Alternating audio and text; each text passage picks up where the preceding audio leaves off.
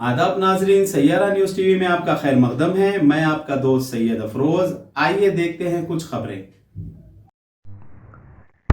Bharatiya Janata party जिसने साल 2018 के असेंबली इंतखाबात में सिर्फ एक असेंबली हल्के गोशा महल से कामयाबी हासिल की थी, इसके बाद ज़िमनी इंतखाबात में 2 बाग असेंबली हल्के और फिर हुजूरनगर असेंबली हल्के से अपने हथकंडे इस्तेमाल करते हुए कामयाबी हासिल की। इस तरह इनके असेंबली में अरकान असेंबली की तादाद 3 हो गई है, जिसमें राजा सिंह असेंबली हल्के गोशा महल, रघुनंदन हल्के 2 बाग जबकि हल्के हुजूरनगर से ई राजेंद्र मुंतखब हुए।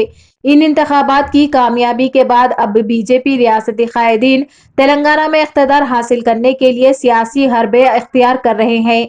आज बीजेपी की जानिब से प्रजा संग्राम यात्रा के इख्तिताम के मौके पर करीमनगर में जलसे आम का इनेकाद किया गया।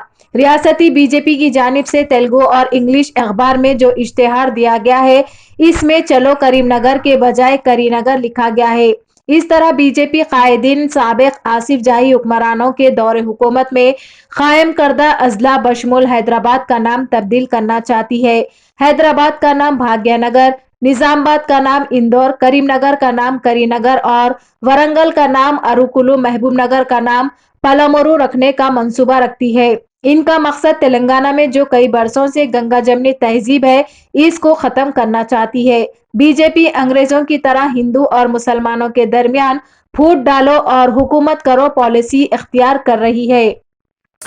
तो जैसा कि आपने देखा नाजरीन, क्या हो रहा है देश और दुनिया में। इसी तरह के लेटेस्ट न्यूज़ देखने के लिए हमारे चैनल को लाइक करिए, शेयर करिए, सब्सक्राइब करिए और हमें दीजिए इजाज़त।